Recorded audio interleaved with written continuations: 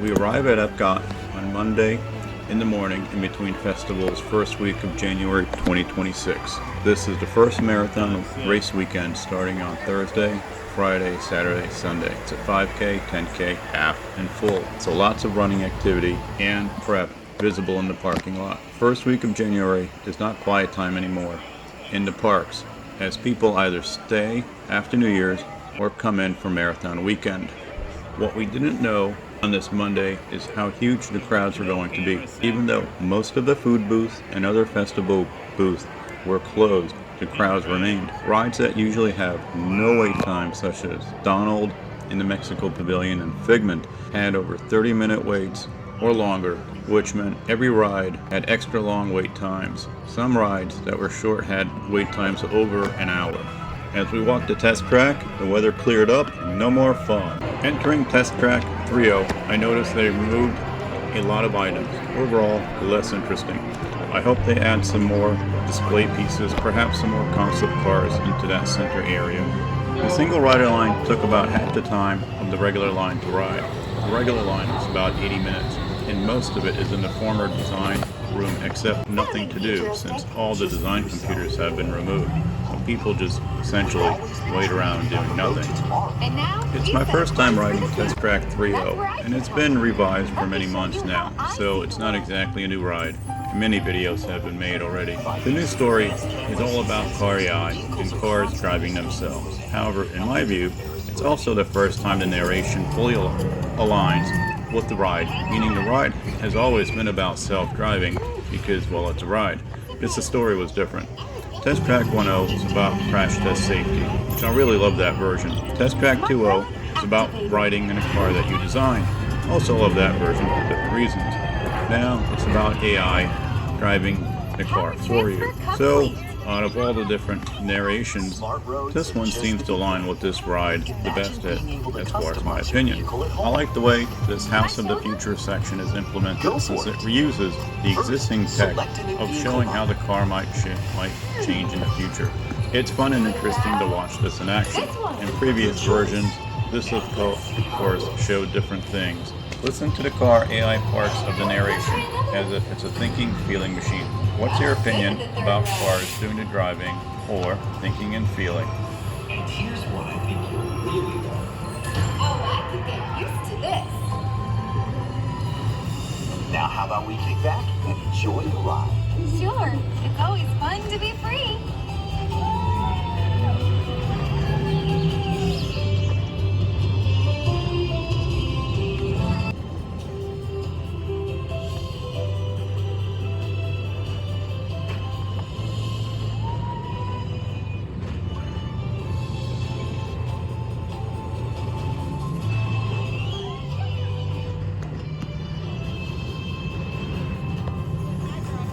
Watch out! I told you, I got this. Right. Our road might have had some twists and turns, but the future is always beautiful. And together, we keep moving forward, finding new ways to drive to a brighter tomorrow. This section of the ride is amazing, and video is not enough. The projection fills a huge dome space, showing the concept city with flying vehicles.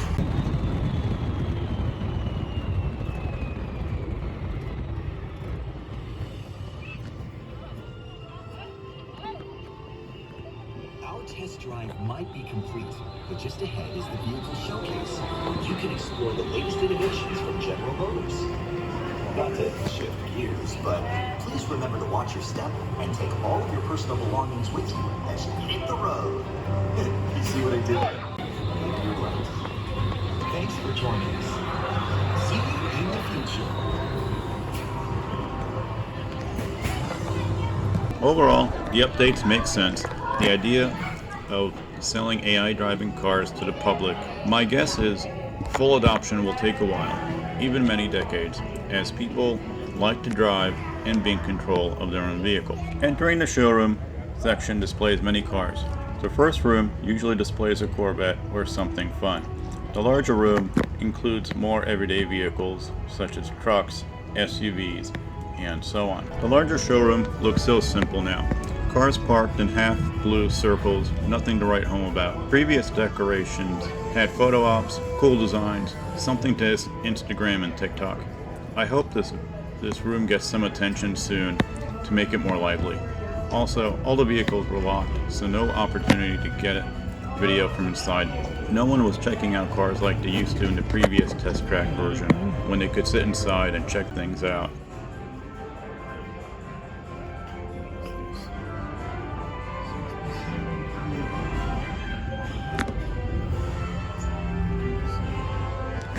The showroom area seems incomplete, as if it's missing display elements. Perhaps in the future, the whole area will look more interesting if they decide to put new or more show elements in place.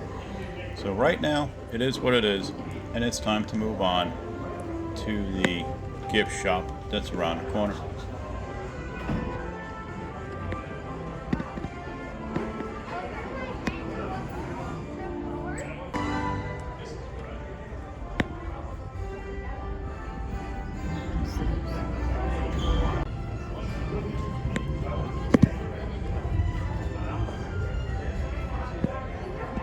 The gift shop includes merch from GM's various brands, but nothing that looks specific to GM plus Test Track at Epcot. The merch looks like something you can buy anyplace. Perhaps in the future, Test Track Epcot location specific merch will be available, as anyone who pays the ticket price to get into Epcot will want something more unique. It's good merch, it's just not what I would expect for such a cool ride experience. So for the hats, to mugs, to this regular looking long sleeve, to more hats, to Cadillac logo, this is all decent. But again, you know, if you picked this up a year from now and you didn't know you went to Epcot, it's not going to tell you it's from Epcot. No one around you is going to know you went to Epcot if you wear this merch. So it's just kind of a head scratcher as to what happened here.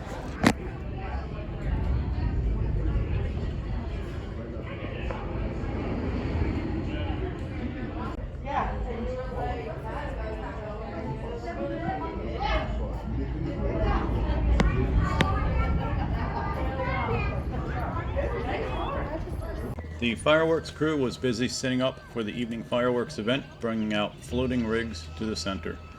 I noticed one friendship boat making its rounds to and from. So walking past one of the docks on such a beautiful day, now you can see the lagoon and the port of entry store that we'll be soon entering. Even from the outside, it looks like you're on a vacation in France. And the merchandise, while definitely American and Epcot, the interior is very nicely themed. It is themed as if you are perhaps in France or some other European country. So I love the theming, especially around the ceiling area and up higher. In the middle of the lake, you can see the various fireworks barges all coming together for the fireworks events. So this is some it's really interesting to watch them at work.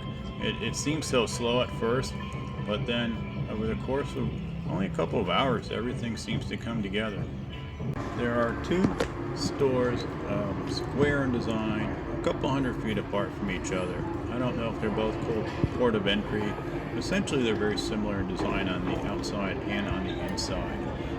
On the inside, they're both themed, both France themed, with interesting on vacation theming elements. Most of that is up higher, up on the top of the racks and towards the ceiling, and I will pan around to that as you'll see. The merch is varied. It's everything from what you might find in Magic Kingdom to merch that you would expect to find at Epcot. So it's an interesting variety, and you know, that's not bad, because if you realize you wanted to buy something in Magic Kingdom but didn't get to it, well, some of these stores do carry that as well. So I think that's just fine. I mean, some people complain that, you know, it should only have Epcot merch, but I mean, realistically, Disney's a huge company, and they have a lot of merch to sell.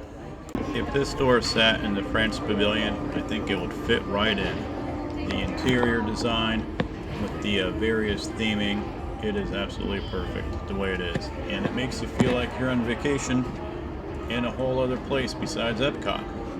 And I think that is the point of the World Showcase, is to make you feel like you're not actually in Florida and you're not actually just in a theme park, which is really what makes it so marvelous. You would think that after the holidays, Disney would have run out of merch, but no, they have so much more. They must have warehouses full of merch because it just doesn't stop. Every day, every week, there is more merch. So this is pretty, the Endless Loungefly collection, and they do a great job with all of their different designs because they have something literally I think every month, maybe even every week.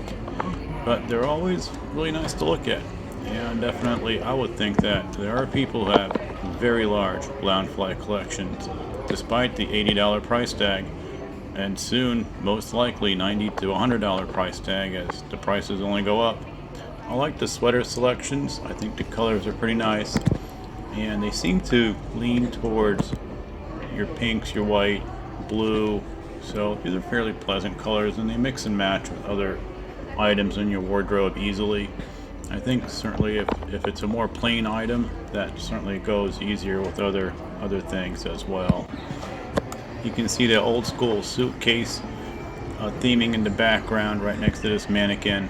I think that is just cool. A few more long sleeve items, look like either sweater or just long sleeve shirts. Some more Loungefly.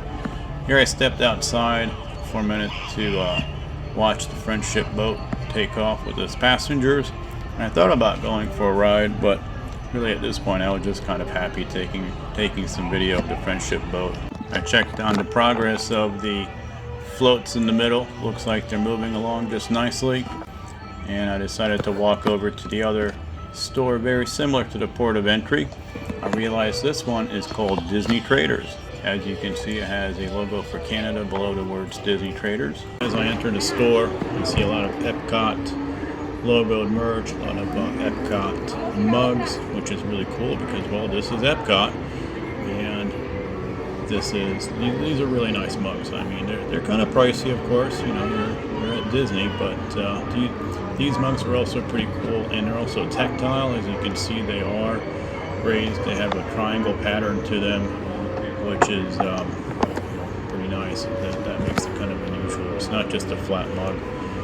So walking over here to the t-shirts, a lot of variety here. Mickey dressed in different outfits. It's pretty cool. Now I'm making my way over to another section, and yeah, Mickey again dressed up in different outfits, as you can see, and so many fun choices. I think the long sleeve, you know, these are fine for cooler weather, of course. You know, $50, that's not too bad for this kind of merch. Does make sense, which I think is a better value than the t-shirts, because the t-shirts are usually about $30 to $40, whereas you can get something long sleeve. You can see the vacation theming as I pan the camera around. Again, this is one of those stores where it's just nice to be inside. It has that vacation theming. It's been there a long time, and I hope it stays a long time. And if they refresh it, I hope they keep these ideas intact, where it's you know, it's not just a boring store, but it is a Disney store with extra emphasis on various theming elements. Yeah, these Roosevelt shirts offer a lot of variety and a lot of different themes. This is just one of them. Here's another one. This is a long sleeve shirt and another piece of merch. This is definitely Epcot. I love the fact that with the Epcot merch, you often have all of the different lands represented, different pavilions. So that's really cool, and I think this one definitely blends into a lot of different situations. You can wear that shirt not just at Epcot, but with a lot of variety of different clothes. I like this hat. It also kind of goes with that sweater, in fact, that we just saw. A little pricey at $32.99, but what can you say? I mean, that is Disney. Your typical backpack. I don't know if that's Loungefly or not, but it is a nice backpack with a little water bottle holders on each side. Pretty nice. Here a blue shirt, $35. Looks like it's embroidered and pinning around. I like this one. This is, I mean, yeah, there are a lot of merch that's nice, but this represents all 4 parks. So if you want to get something if you can't find merch that does represent all the parks that you like instead of just one merch per park, here is some more Disney ears. seems to be that they can make endless variety of these Disney ear in every pattern, every shape, and it is just a great idea. It's relatively simple to make, although, you know, maybe some of them are more difficult, but they certainly fit a lot of items to a shelf, and thereby also seem to be something easy to ship and easy to sell to customers. Here's an Epcot themed backpack, now an Epcot themed long sleeve shirt. I like that pattern, that's pretty cool. And of course some more perhaps early 80s style or mid 80s style shirts. So I like that with the orange and white. Now with the teal. Teal is kind of an early 90s color that I remember. Again, still pretty cool. Here's some more Figment merch. Little figurine or plush. It's a mini plush basically. Yeah, that's interesting. And then right underneath that is some pink merchandise. Yeah, coming back to the pink theme. Doesn't seem like they can run out of pink anytime soon, because it just is going to sell. I think all they do is vary the color of the pink. And some more Figment ears. And I think the Figment ears might also be fun for Halloween, so it's kind of a dual purpose. Here's a Figment shirt. You can get your Figment ears and a Figment shirt, and you're ready for Epcot or Halloween. Go figure. I think more people would wear that at Epcot, of course. I don't know if Figment is really related to Halloween, but I don't know. I think you could get away with it. That's very cute. I mean, that is just, it's such a fun look. Well, to complete your Figment outfit, you can get yourself some Figment Crocs in purple and orange with some yellow eyes. And yeah, you get the whole look.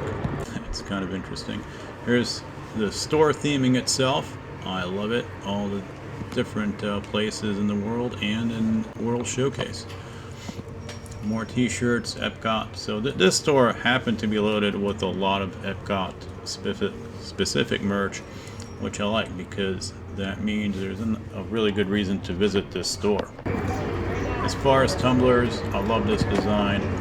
I think this is so nice. I wish they had the larger version, but I also like this smaller version. This is a bit more, it's a bit easier to put in a car and also easier to take on the road with you.